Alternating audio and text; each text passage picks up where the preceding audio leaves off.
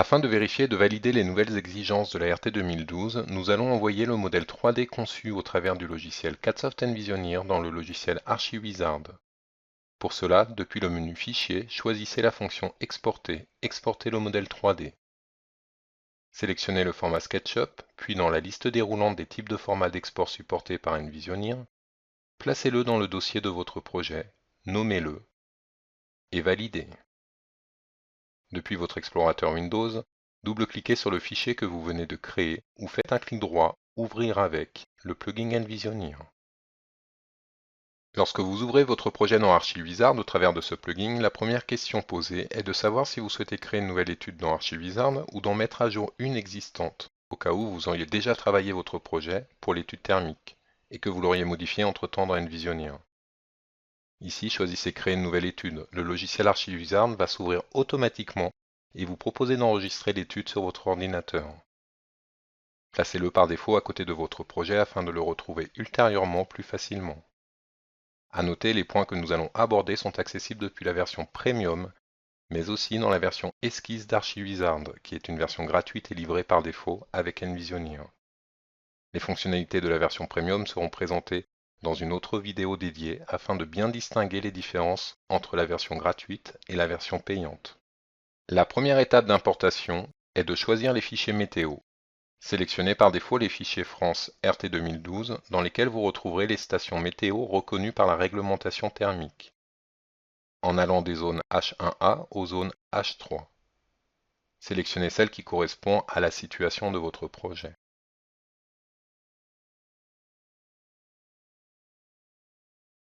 La seconde étape d'importation correspond au choix d'une configuration de bâtiment, et notamment un choix très important, l'usage du bâtiment.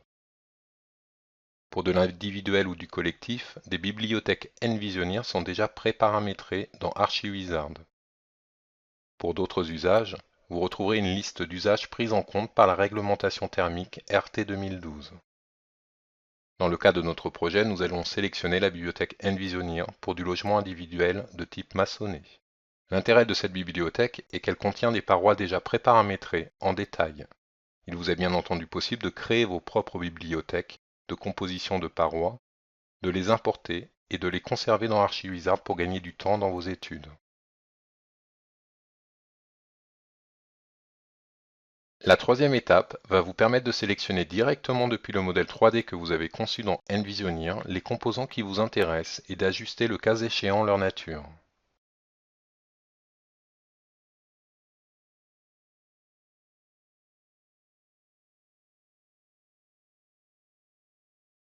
Les différents composants sont reconnus et regroupés par matière. Les éléments disposant d'un aspect vitrage seront reconnus comme du vitrage par exemple.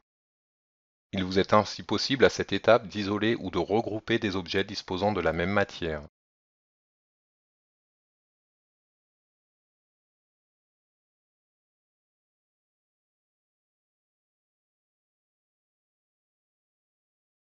Comme ici, les gouttières et les descentes d'eau pluviale que vous pouvez passer dans le groupe Environnement par exemple. Ces éléments ne seront donc plus reconnus par Archiwizard comme éléments faisant partie de l'analyse de l'étude. La quatrième étape correspond au choix d'une échelle, l'échelle d'importation étant celle de votre conception dans Envisioneer à l'échelle 1, vous n'avez donc rien à spécifier de plus ici. Cliquez sur OK pour ouvrir le projet dans la fenêtre de prévisualisation 3D d'Archiwizard, à l'intérieur de laquelle vous pouvez naviguer autour du projet et vous positionner comme vous le souhaitez. Vous retrouverez au bas de l'écran un bandeau d'informations qui vous donne différentes informations sur le bâti. Parmi ces informations, vous retrouverez le pourcentage de vitrage selon chacune des expositions. Il est donc nécessaire de préciser l'orientation du bâtiment afin d'obtenir des pourcentages cohérents. Pour modifier l'orientation de votre bâtiment, positionnez-vous dans un premier temps en vue de dessus. Et dans les propriétés du bâtiment, accessible dans la petite maison située en haut à gauche, nous allons modifier l'orientation du bâtiment directement à la souris en choisissant un angle d'orientation par rapport au nord. Une fois cette opération réalisée, vous constaterez que l'ensemble des pourcentages d'exposition ont été mis à jour en temps réel, au travers du bandeau situé en bas de votre écran.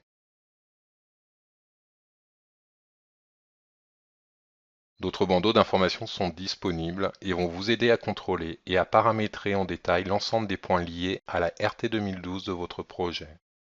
Dans le bandeau des définitions des besoins, vous retrouverez les besoins du projet sur 5 postes. Le besoin en chauffage, le besoin en climatisation, le besoin en éclairage, le besoin en eau chaude sanitaire et enfin le besoin en clim. À savoir, dans un premier temps, les 3 paramètres qui nous intéressent le plus sont les besoins en chauffage, le besoin en clim et le besoin en éclairage. Ces 3 éléments définissent directement le BBio au sens réglementaire.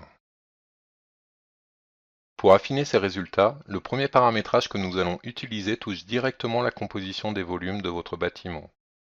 Au travers de la fonction mode pièce, vous allez indiquer au logiciel les pièces qui sont chauffées ou non chauffées. En passant votre souris sur votre bâtiment, Archivizard identifie automatiquement les volumes fermés. Par défaut, l'ensemble des volumes sont reconnus comme chauffés, participant à la chaîne, et disposant d'un besoin en éclairage.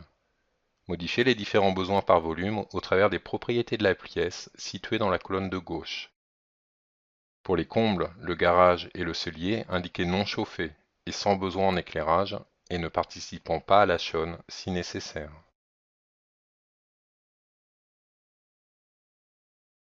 Une fois le paramétrage de vos pièces effectué, nous allons passer aux compositions des différentes parois du projet.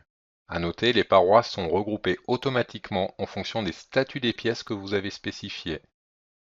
Cette reconnaissance automatique de type de paroi permet d'identifier les parois déperditives par exemple, pour les parois situées entre une pièce chauffée et non chauffée ou en contact avec l'extérieur. Certaines parois, comme dans cet exemple, les murs qui séparent l'habitation du garage cellier et ceux des petits combles, disposent d'une composition différente de celles qui sont directement en contact avec l'extérieur. Vous avez la possibilité de les isoler afin de leur spécifier une composition différente. Pour cela, vous devez d'abord créer un nouveau groupe de parois.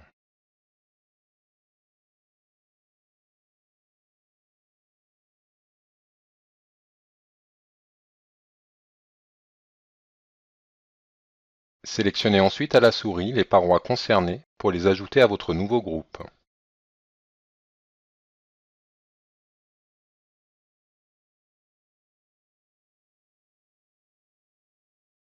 Ces parois se retrouveront ainsi isolées des autres murs de votre projet.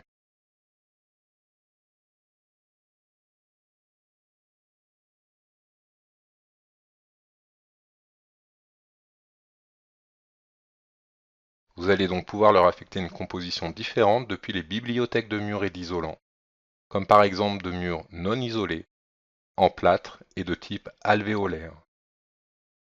Pour les affecter à votre groupe de murs, glissez simplement à la souris la composition choisie et déposez-la sur vos parois.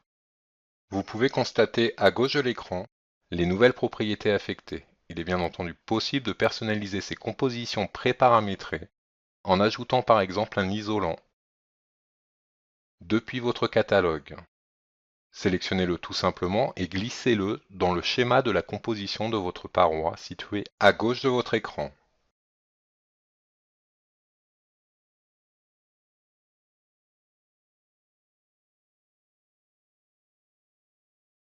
Indiquez ensuite l'épaisseur de l'isolant. Notez aussi l'incidence immédiate sur les différents indicateurs présents au bas de l'écran.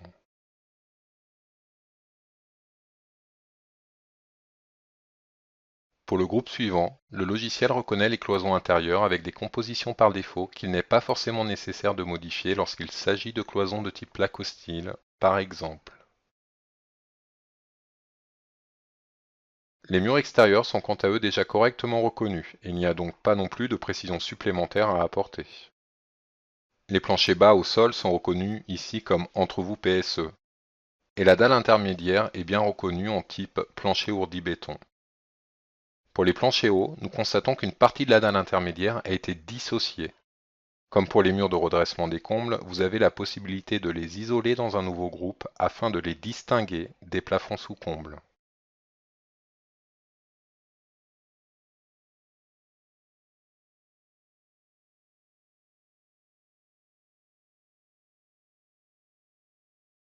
Une fois les éléments sélectionnés et ajoutés au nouveau groupe, vous avez la possibilité d'affecter et de récupérer la même composition de dalles que celle utilisée dans le plancher d'étage.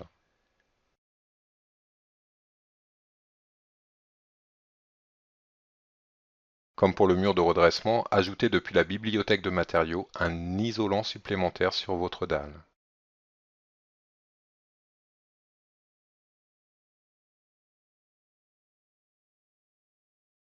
À noter, si vous ne connaissez pas le nom de l'isolant, vous pouvez indiquer un isolant par défaut.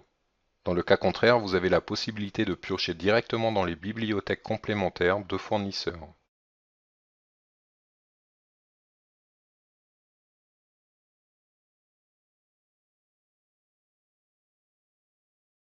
Vous y retrouverez l'ensemble des fournisseurs et des isolants qui ont reçu l'agrément du CSTB dans le cadre de la RT 2012.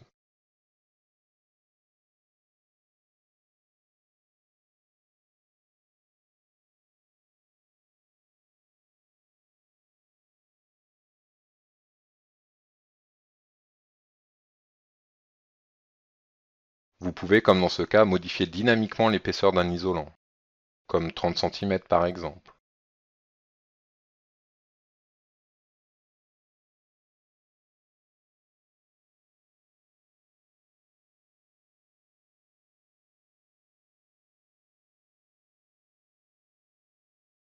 Nous retrouvons également les toitures déperditives avec leurs isolants ainsi que les toitures non chauffées et le toit terrasse du garage. Autre point important à vérifier et à traiter, les baies. Pour les sélectionner, il vous suffit d'utiliser le mode de sélection Objet et en double-cliquant sur l'une d'entre elles, vous retrouverez à droite de l'écran le configurateur de baies. Par défaut, l'ensemble des menuiseries sont placées dans un seul et même groupe.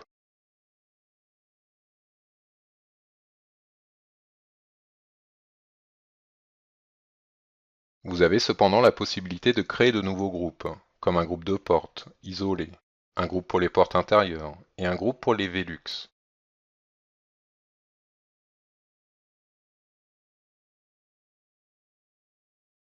Pour affecter des ouvertures dans vos nouveaux groupes, sélectionnez le groupe à gauche de votre écran, puis cliquez tout simplement sur les menuiseries correspondantes pour les attribuer.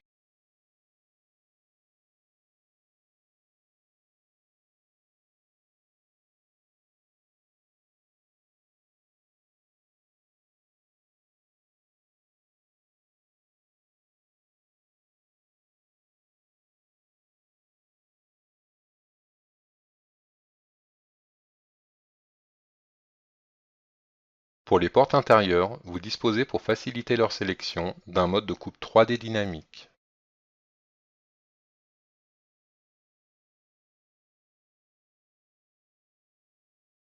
N'hésitez pas à utiliser la souris à l'extérieur du projet pour effectuer des rotations.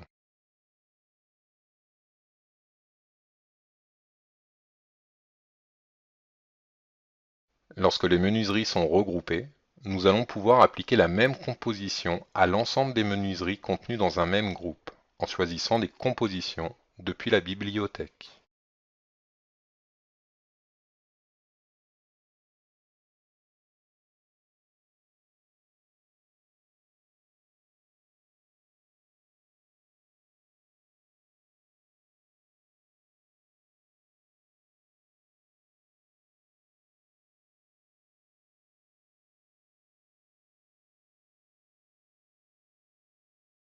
Pour les Velux, vous pouvez aussi sélectionner une composition depuis l'arborescence de la bibliothèque et la glisser tout simplement sur l'une des fenêtres de toit de votre projet.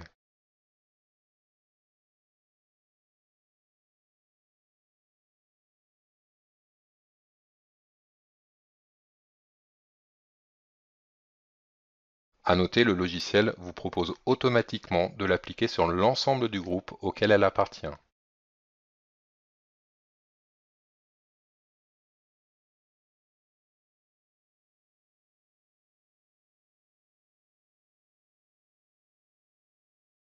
Parmi les compositions d'isolants modifiables liées aux menuiseries, vous allez retrouver 4 éléments qui vont définir les caractéristiques physiques de chacune de vos ouvertures.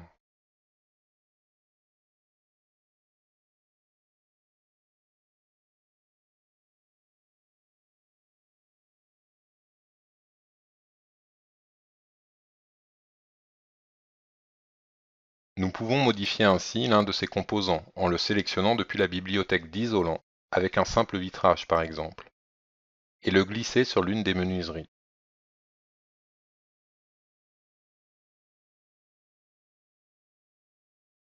L'incidence est immédiate sur les indicateurs situés au bas de l'écran.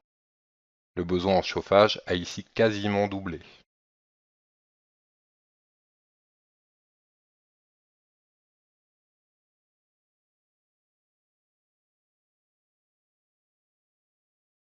En passant sur le bandeau des exigences RT 2012, nous retrouvons 3 exigences complémentaires au Bebio qui doivent être inférieures au Bebio Max. À savoir le ratio de surface de baie qui doit être supérieur à 1/6 de la surface habitable, mais aussi 2 valeurs limites en termes de pont thermique. La moyenne de l'ensemble des ponts thermiques du projet qui doit être inférieure à 0,28 et le pont thermique maximum en façade qui doit être supérieur à 0,6. Nous constatons ici que la valeur ne passe pas et elle est indiquée en rouge. Dans le cas de projets maçonnés isolés par l'intérieur, il va falloir utiliser pour corriger cette valeur des rupteurs de pont thermique. Pour ce faire, nous allons passer dans la partie bâti et pont thermique. En sélectionnant ce groupe, vous visualiserez instantanément les différents ponts thermiques que le logiciel a automatiquement positionnés et déterminés en 3D. Il est également possible de les filtrer par sous-groupe, afin d'indiquer une valeur forcée correspondant à la valeur du pont thermique référencée par les avis techniques des fabricants. Faites donc ainsi pour les différentes dalles composant votre projet, et vous constaterez l'incidence instantanée sur les valeurs maximum des ponts thermiques en façade.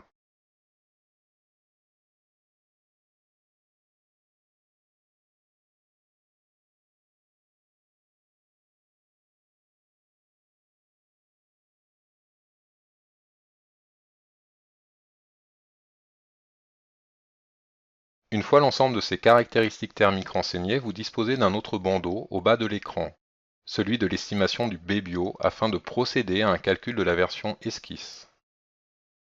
Pour rappel, le calcul final et l'exploitation du Bebio est accessible depuis la version premium d'Archiwizard.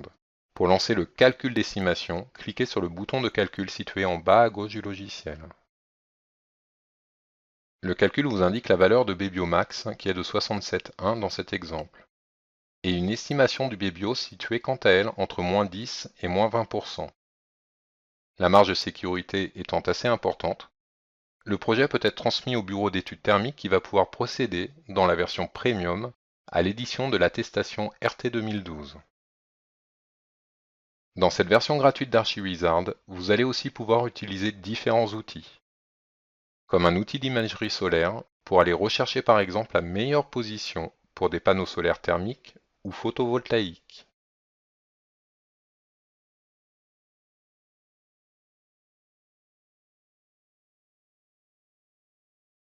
Une carte d'éclairage est également accessible, vous permettant d'observer la répartition de l'éclairage dans chacune des pièces de votre projet.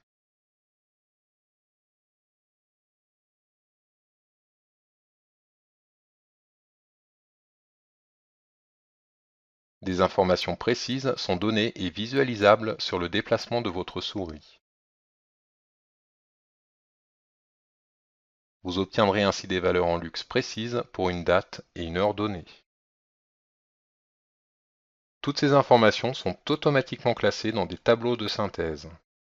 Ce tableau est consultable dans la version gratuite d'Archiwizard, mais les rapports détaillés de ces résultats sont imprimables uniquement depuis la version Premium.